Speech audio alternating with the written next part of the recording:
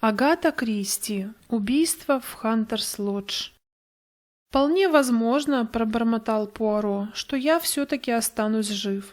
Услышав эти слова, я воспрял духом. Сначала я свалился с тяжелейшим гриппом, а потом пришел черед Пуаро. И вот теперь он сидел в постели, обложенный подушками, с закутанной в шерстяную шаль головой, и медленно подтягивал отвар, который я приготовил по его личному рецепту. Взгляд его блуждал по длинному ряду бутылочек с лекарствами на каминной полке. «Да-да», — продолжал мой друг, — «я скоро оправлюсь и стану прежним великим Эркюлем Пуаро, грозой преступников. Кстати, мон ами, я нашел в разделе светских сплетен один любопытный пассаж о своей персоне. Вы только послушайте. Преступники чувствуют себя вольготно, потому что наш дорогой Эркюль Пуаро, и поверьте, милые девушки, он и впрямь истинный Геракл, не может их схватить. Почему? Дело в том, что он сам в плену у гриппа. Каково, а? Я рассмеялся. Это же замечательно, Пуаро. Вы становитесь популярным. И ничего удивительного. Ведь в последнее время вам посчастливилось принять участие в расследовании всех маломальски интересных дел. Это верно. А те несколько случаев, от которых мне пришлось отказаться, были абсолютно ординарны. В дверь заглянула наша домохозяйка. Там внизу какой-то господин, говорит, ему необходимо увидеть мосье Пуаро или вас, капитан. Он выглядит крайне взволнованным, но чувствуется, что это джентльмен. Я принесла его визитную карточку. Мистер Роджер Хеверинг. Прочел я на карточке.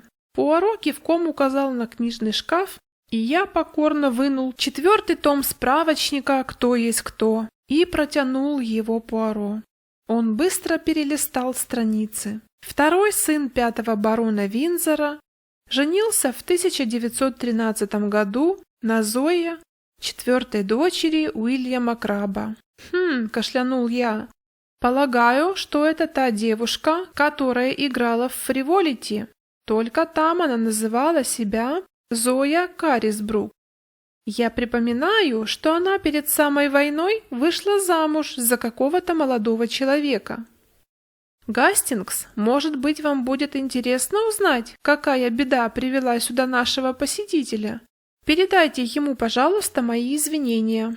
Роджеру Хеверингу было около 40. У него была великолепная осанка, и вообще он выглядел щеголем. Лицо его, однако, было заметно осунувшимся, а вся его повадка выдавала крайнюю тревогу. «Капитан Гастингс? Насколько мне известно, вы партнер мосье Пуаро. Совершенно необходимо, чтобы он сегодня же отправился со мной в Дербшир». «Боюсь, что это невозможно», — ответил я. «Пуаро лежит в постели. Грипп». Гость был просто сражен этим известием. «О, Господи, что же мне теперь делать?» «У вас какая-то серьезная проблема?» «Боже мой, ну конечно! Мой дядя, мой лучший и ближайший друг, был предательски убит прошлой ночью. Здесь, в Лондоне? Нет, в Дербшире. Я-то сам как раз был в Лондоне. А сегодня утром пришла от жены телеграмма, и я сразу направился к мосье Пуаро, в надежде, что он возьмется за это дело. «Простите, я отлучусь на минутку», — сказал я, поскольку мне неожиданно пришла в голову одна идея. Я ринулся наверх и в нескольких словах описал Пуаро ситуацию. Он сразу догадался, что я собираюсь сказать дальше. «Понятно, понятно. Вы хотите сами туда отправиться, не так ли? Собственно, почему бы и нет? Методы мои вы, вероятно, уже освоили. Единственное, о чем я вас прошу, присылайте мне каждый день подробные отчеты и неукоснительно следуйте любым моим инструкциям, которые получите по телеграфу». Час спустя я сидел напротив мистера Хеннеринга в вагоне 1-го класса, который стремительно уносил нас от Лондона. «Сейчас мы с вами направляемся в охотничью сторожку, где произошла трагедия. Но имейте в виду, капитан, Это всего лишь маленький охотничий домик в самом центре дербширских торфяников. Дом же наш расположен около Нью-Маркета. И кроме того, мы обычно снимаем квартиру в Лондоне на время сезона. За охотничьей сторожкой следит экономка, которой вполне по силам подготовить все необходимое, когда мы надумаем провести там выходные. Конечно, во время охотничьего сезона мы привозим туда несколько слуг из Нью-Маркета. Мой дядя, мистер Хэрингтон Пейс, как вам известно, моей матерью была мисс Пейс, из тех Пейсов, которые осели в Нью-Йорке. Последние 3 года жил с нами. Он никогда не ладил ни с моим отцом, ни со старшим братом. Я же считался в семье блудным сыном, но подозреваю, что мое неповиновение традициям лишь усилило его привязанность ко мне. Конечно, я человек бедный, а дядя был богат. В общем, он нес все расходы. Он был немного придирчив, но я и моя жена жили с ним в полном согласии. 2 дня тому назад дядя, которому наскучили всякие светские рауты, уговорил нас съездить ненадолго в Дербшир. Жена телеграфировала миссис Миддлтон. Так зовут нашу экономку, и мы в тот же день отправились туда. Вчера вечером мне пришлось вернуться в Лондон, а жена с дядей остались. А сегодня утром я получаю телеграмму. «Приезжай немедленно, дядя убит прошлым вечером. Если сможешь, найди хорошего детектива, но в любом случае приезжай, Зоя». Стало быть, вы пока не знаете никаких подробностей? Нет, я полагаю, что информация будет в вечерних газетах. Полиция наверняка уже в курсе. Было около 3 часов, когда мы приехали на маленькую станцию Элмерсдейл. Еще 5 миль на машине, и мы оказались около маленького домика из серого камня. Вокруг простирались поросшие вереском торфяники. «Пустынное место», — поежился я. Хеверинг кивнул. «Попытаюсь продать этот дом. Никогда больше не смогу жить здесь». Мы открыли калитку и двинулись по узкой дорожке к входной дубовой двери. Вскоре я увидел, что с крыльца нам навстречу шагнул человек, сразу же показавшийся мне знакомым. «Джеб!» — воскликнул я. Дружелюбно мне подмигнув, инспектор Скотланд-Ярда обратился к моему спутнику. «Мистер Хеверинг, я полагаю, меня прислали из Лондона для расследования этого дела. Вы позволите вас на пару слов, сэр? Но меня ждет жена». «Я уже видел вашу очаровательную супругу, сэр, и экономку тоже. Мне не хотелось бы вас задерживать, но поскольку я все уже здесь осмотрел, мне срочно нужно в деревню. Пока я не знаю ничего определенного». «Конечно», — успокаивающе произнес Джеб, «но у меня есть кое-какие соображения, и мне хотелось бы узнать вашу точку зрения. Капитан Гастингс — давний мой знакомый. Он не откажет нам в любезности, пойдет и сообщит вашей супруге, что вы приехали. А, кстати, что вы сотворили с маленьким бельгийцем, капитан? Он не встает с постели, грипп». «Вот как, сочувствую. И вам тоже, ведь вы теперь в одиночестве, но прямо как телега без лошади». Проглотив эту неуместную шутку, я поднялся на крыльцо. Как только Джеб с Хеверингом удалились, я позвонил в дверь. Через несколько минут мне открыла женщина средних лет, одетая в черное. «Мистер Хеверинг будет через несколько минут», — объяснил я. Его задержал инспектор. «Я приехал вместе с мистером Хеверингом из Лондона, чтобы расследовать это дело. Не могли бы вы мне коротко рассказать, что произошло?» «Входите, сэр». Она закрыла за мной дверь, и мы оказались в плохо освещенном холле. Это случилось вчера вечером после обеда, когда пришел тот человек. Он сказал, что хочет видеть мистера Пейса. У него был такой же акцент, как и у мистера Пейса, сэр. И я решила, что это его друг из Америки, и проводила его в оружейную комнату, а потом пошла сказать мистеру Пейсу. Этот джентльмен не назвал своего имени. Странно, правда? Но тогда я как-то не обратила на это внимания. Я доложила мистеру Пейсу о его госте. Тот вроде как удивился, но все же сказал хозяйке: «Извини меня, Зоя, я только спрошу, что ему нужно». Он пошел в оружейную, а я вернулась на кухню, но через некоторое время слышу, уж больно громко они там разговаривают, будто ссорятся. Я пошла в холл. Хозяйка тоже спустилась туда. Вдруг раздался выстрел, а затем тишина. Мы обе кинулись к двери в оружейную, но она была заперта, и нам пришлось бежать вокруг дома к окну. Оно было открыто, и там, внутри, в луже крови, лежал мистер Пейс. А куда делся гость? Должно быть, выбрался через окно, сэр, прежде чем мы прибежали. Что же было дальше? Миссис Хеверинг отправила меня в полицию, а это 5 миль пешком, сэр. Они приехали сюда со мной, и констебль остался здесь на ночь. А утром приехал тот джентльмен из лондонской полиции. Как выглядел человек, который пришел к мистеру Пейсу? Экономка задумалась. У него была черная борода, сэр. Не очень молодой, но и не старый, в светлом пальто. Кроме того, что он говорил с американским акцентом, я ничего больше не запомнила. Понятно. А теперь я хотела бы побеседовать с миссис Хеверинг. Она наверху, сэр.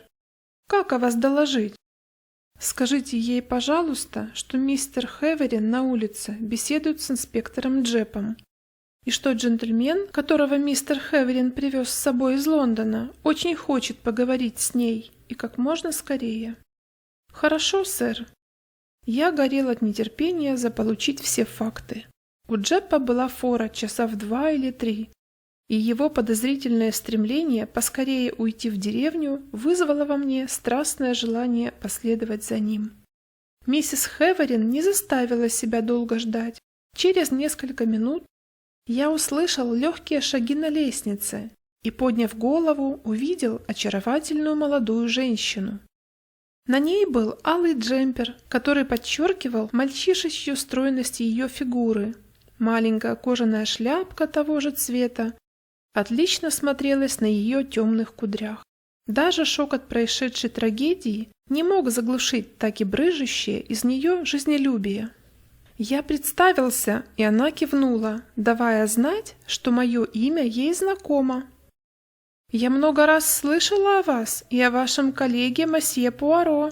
Вы вместе столько раз добивались потрясающих результатов. Мой муж просто молодец, что решил привести именно вас. Ну а теперь задавайте мне вопросы. Это самый надежный способ разобраться в этой ужасной истории, не правда ли? Когда это произошло? Около 9. Мы только что отобедали и уже пили кофе и курили. Вашего мужа уже не было дома? Да. Он поехал на поезде в 18:15. Он отправился на станцию на машине или пешком? У нас здесь нет машины. За ним пришла машина из гаража в Элмердейл. Вы не заметили ничего странного в поведении мистера Пейка? Абсолютно ничего. Он был совершенно такой же, как всегда. Не могли бы вы описать незнакомца? К сожалению, нет. Я его не видела. Миссис Миддлтон проводила его прямо в оружейную комнату, а затем прошла доложить о нем дяде. И как на это отреагировал ваш дядя? Мне показалось, он удивлен, но тем не менее сразу же пошел туда. Минут через 5 до меня донесся разговор на повышенных тонах. Я кинулась в холл и чуть не сбила с ног миссис Миддлтон. Потом мы услышали выстрел. Дверь в оружейную была заперта изнутри, и нам пришлось обойти вокруг дома, чтобы подойти к окну. Конечно, это заняло время, и убийца успел скрыться. Мой бедный дядя, ее голос задрожал. Выстрел был прямо в голову. Я сразу поняла, что он мертв, и послала миссис Миддлтон за полицией. Я была очень осторожна, ни к чему не прикасалась и все оставила так, как было. Я одобрительно кивнул. Ну а что с оружием? На стене висела пара пистолетов моего мужа. Один из них пропал. Я сообщила об этом полиции. и они забрали второй с собой. Когда извлекут пулю, думаю, они будут знать наверняка. Могу я пройти в эту комнату? Да, конечно. Полиция уже окончила осмотр. Правда, тело уже убрали. Она повела меня на место преступления. Тут в холл вошел Хеверинг. Извинившись, леди бросилась к нему, и я остался один. Сразу должен отметить, что результаты осмотра комнаты были весьма обескураживающими. В детективных романах обычно повсюду разбросаны улики, но здесь я не обнаружил ничего примечательного, за исключением огромного кровавого пятна на ковре, где, по моему заключению, лежал покойник. Я все усердно обследовал и даже сделал пару снимков фотоаппаратом, который прихватил с собой. Осмотрел землю под окном, но она была настолько затоптана, что и я решил не терять там попусту время. Короче, я обследовал в охотней сторожке все, на что стоило обратить внимание, и теперь мне необходимо было вернуться в Элмерсдейл и поговорить с Джепом. Я простился с Хеверингами и отправился на станцию на той же машине, которая привезла нас сюда. Я нашел Джепа в гостинице «Мэтлок Армия», и он повел меня в морг взглянуть на покойника. Хэрингтон Пейс был небольшого роста, худощав, чисто выбрит, словом, выглядел как типичный американец, за исключением того, что в затылке у него зияла дырка. «Он только отвернулся», — пояснил Джеб, как его приятель схватил пистолет и выстрелил. Пистолет, который нам вручила миссис Хеверинг, был заряжен. Думаю, второй был заряжен тоже. Удивительно, какие дурацкие идеи приходят людям в голову. Что за фантазия держать в доме заряженные пистолеты? «Что вы думаете об этом деле?» – спросил я, когда мы вышли из этого печального заведения. Ну, поначалу я подозревал Хеверинга. «Да-да», – произнес он, заметив мое изумление. В прошлом у Хеверинга было несколько весьма сомнительных историй. Когда он учился в Оксфорде, он подделал подпись на бланке из отцовской чековой книжки. Дело, конечно, замяли. Кроме того, он по уши в долгах. И среди них есть такие, о которых его дяде лучше было бы не знать. Ну и самое главное, завещание составлено в его пользу. Да, я подозревал его. Поэтому и перехватил у крыльца. Хотел поговорить с ним до того, как он встретится с женой. Но их показания совпадают. Он действительно уехал поездом в 6:15, который приходит в Лондон в 10:30. Я узнавал на станции, а с вокзала отправился прямо в клуб. Если это подтвердят свидетели, то у него абсолютно железное алиби. Он никак не мог, нацепив черную бороду, застрелить своего дядю, ибо, когда произошло убийство, он находился в поезде. Кстати, я хотел вас спросить, что вы думаете об этой бороде? Джеб подмигнул мне. Я полагаю, что она очень быстро выросла, по дороге от Элмерсдейл до охотничьей сторожки. Все американцы, с которыми мне довелось встречаться, были чисто выбриты. А мне уже совершенно ясно, что убийцу надо искать среди американских знакомых мистера Пейса. Я допросил экономку, затем хозяйку. Их рассказы совпадают. Чертовски жаль, что миссис Хеверинг не видела убийцу. Она женщина сообразительная и наверняка заметила бы что-нибудь, что бы навело нас на след. Я уселся за подробнейший отчет Пуаро, но прежде чем отправить письмо, я выяснил, что появилось нового. Пулю извлекли, и экспертиза подтвердила, что стреляли из пистолета, идентичного тому, который миссис Хеверинг отдала полиции. Кроме того, маршрут мистера Хеверинга был проверен, и без всяких сомнений он действительно приехал в Лондон на указанном поезде. И, наконец, был обнаружен сенсационный факт. Один из жителей Иллинга отправился утром на вокзал и, пересекая железнодорожные пути, наткнулся на сверток в коричневой бумаге, лежавший на шпалах. Он его вскрыл и обнаружил пистолет, после чего прямиком отправился в местное отделение полиции. Уже к вечеру было установлено, что это тот самый пистолет, который мы искали.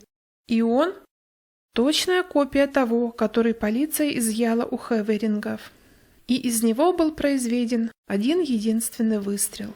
Все это я, естественно, включил в свой отчет. Утром во время завтрака я получил телеграмму от Пуаро. Конечно же, человек с черной бородой – это не Хеверинг, только вам или Джепу могла прийти в голову такая мысль. Телеграфируйте мне описание внешности экономки, какое платье было на ней сегодня утром. Тоже о миссис Хеверинг, не теряйте время на фотографии интерьеров, они у вас плохо получаются.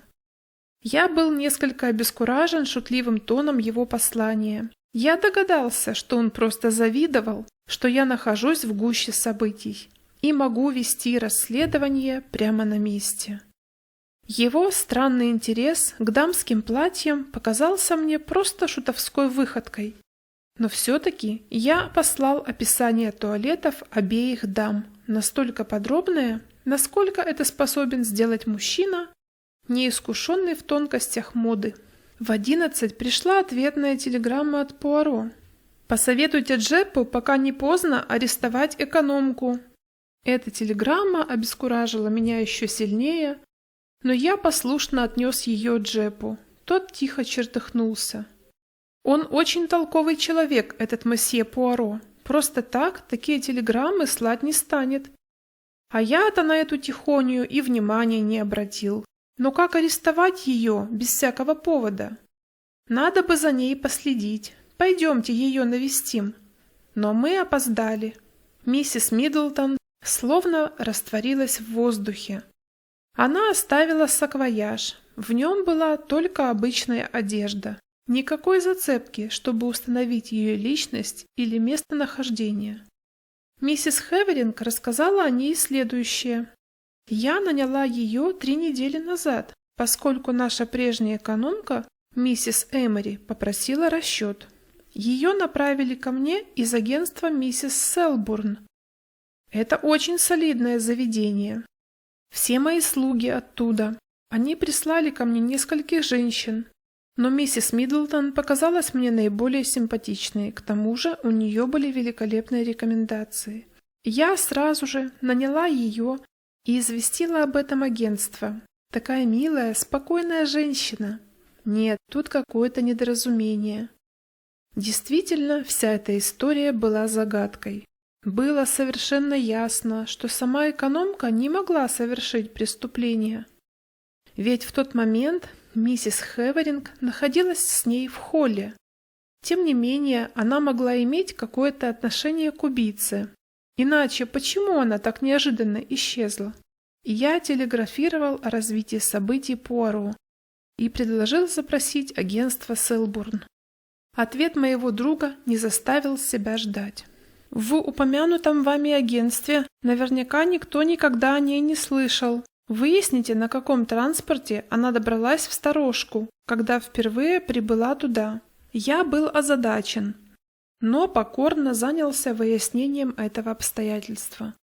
Транспортные средства в Элмерсдейл были весьма ограничены. В местном гараже стояли 2 сильно побитых Форда, а на станции было 2 наемных экипажа. Но в тот день ими никто не пользовался. В ответ на мой вопрос миссис Хеверинг объяснила, что она дала экономке деньги на переезд в Дербшир. Их было достаточно, чтобы нанять машину или экипаж до охотничьей сторожки.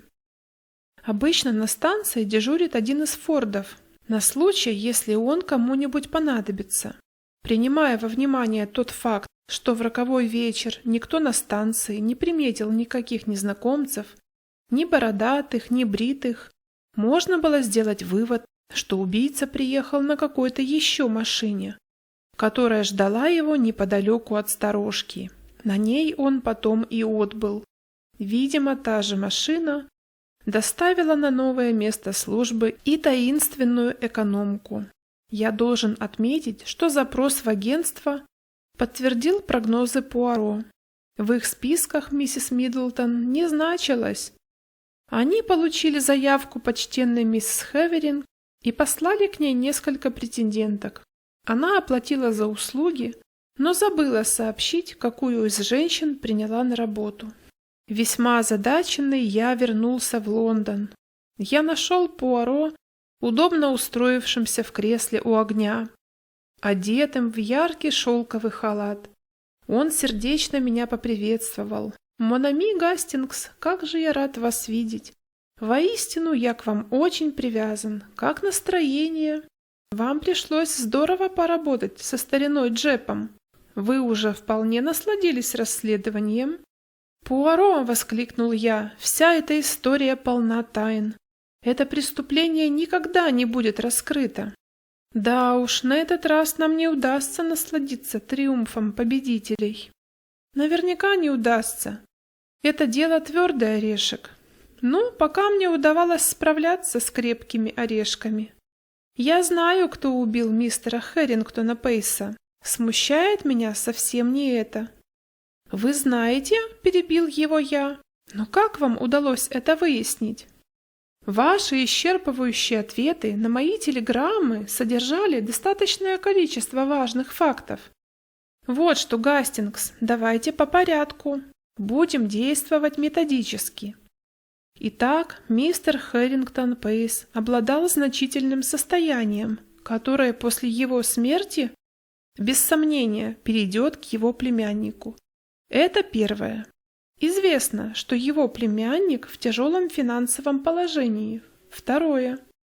Известно также, что его племянник, скажем, не слишком отягощен моральными устоями. Это третье. Но ведь точно доказано, что Роджер Хеверинг во время убийства находился в поезде, который направлялся в Лондон. Совершенно верно. И кроме того, мистер Хеверинг покинул Элмерсдейл в 6:15, а мистер Пейс не мог быть убит до его отъезда. Иначе врач, освидетельствовавший труп, назвал бы другое время преступления. Из всего этого мы смело можем заключить, что мистер Хеверинг не стрелял в своего дядю, но ведь в сторожке находилась еще и миссис Хеверинг. Это невозможно, в момент выстрела с ней была экономка. Но ведь в сторожке находилась еще и миссис Хеверинг. Это невозможно. В момент выстрела с ней была экономка. Ах да, та самая, которая вдруг исчезла. Но ее найдут? Я совсем в этом не уверен. Вы не находите, Гастингс, что в этой таинственной экономке есть нечто очень странное? Меня лично кое-какие обстоятельства сразу насторожили. Вот-вот, она сыграла роль, а затем исчезла. И какая же у нее была роль? Очевидно, она должна была помочь своему сообщнику, человеку с черной бородой. О нет, ее роль состояла совсем не в этом. Ее роль заключалась в том, о чем вы сами только что упомянули. Обеспечить миссис Хеверинг алиби на момент убийства. И теперь никому и никогда не удастся найти эту почтенную особу Мон ами, потому что ее попросту не существует в природе. Такого человека никогда не было, как сказал ваш великий Шекспир. «Это был Диккенс», — пробормотал я, безуспешно пытаясь скрыть улыбку. «Что вы имеете в виду, Пуаро?» «Я имею в виду, что Зоя Хеверинг была до свадьбы актрисой, и вы, и Джеб видели экономку только в полуосвещенном холле. Этакая призрачная фигура в черном, солидная Матрона с тихим скорбным голосом. И вспомните, ни вы, ни Джеб, ни местная полиция, которую вызвала экономка, никогда не видели миссис Миддлтон и ее хозяйку одновременно. Для умной и дерзкой женщины это было просто детской забавой. Сославшись на то, что нужно доложить хозяйке, она мчалась наверх, натягивала на себя яркий джемпер, парик и шляпку. Несколько легких касаний, и старый грим снят, немного краски, и обворожительная Зоя Хеверинг с ее чистым звонким голосом спускается вниз. А на экономку никто особо и не обращал внимания. Да с чего бы? Она ведь никак не связана с преступлением. У нее тоже надежное алиби. А как же пистолет, который нашли в Иллинге? Миссис Хеверинг не могла доставить его туда. Нет, это была работа Роджера Хеверинга. Вот это они зря сделали. Этот пистолет на шпалах и навел меня на правильный след. Человек, воспользовавшийся оружием, случайно попавшимся ему под руку, тут же выбросит его, а не потащит за собой в Лондон. Логика их действий, конечно, понятна. Преступники хотели привлечь внимание полиции к месту, расположенному далеко от Дербшира. Им было важно заставить полицию как можно скорее покинуть окрестности охотничьей сторожки. Конечно, пистолет, который нашли в Иллинге, совсем не тот, из которого застрелили мистера Пейса. Роджер Хеверинг сделал из него один выстрел, затем привез с собой в Лондон, поехал прямо с вокзала в клуб, чтобы было чем подтвердить свое алиби, а затем быстро на электричку и в Иллинг. Эта поездка заняла у него около 20 минут. Он бросил пакет туда, где его и нашли, а сам вернулся в Лондон. А это прелестное создание, его жена, спокойно, после того, как они отобедали, застрелила мистера Пейса. Вы помните, что в него стреляли сзади? Это еще один важный момент. Затем она снова зарядила пистолет и повесила его обратно на стену. И начала разыгрывать всю эту немыслимую комедию. «Невероятно!» – пробормотал я, совершенно потрясенный. И все же это правда. Без сомнений, мой друг. Это правда. Но вот как сделать так, чтобы эта милая парочка предстала перед судом, вот в чем проблема. Конечно, Джеб сделает все, что в его силах. Я ему все подробно написал. Но я очень боюсь, Гастингс, что мы будем вынуждены предоставить их провидению или Господу Богу, как вам будет угодно. Опасения моего друга были не напрасны. Хотя Джеб не сомневался в правильности выводов Пуаро, собрать достаточно доказательств, чтобы подтвердить обвинение, полиции не удалось. Огромное состояние мистера Пейса перешло в руки его убийц. Однако возмездие не миновало их. И когда я прочел в газетах, что в списках погибших в авиакатастрофе значились достопочтенные мистер и миссис Хеверинг, я понял, что справедливость восторжествовала.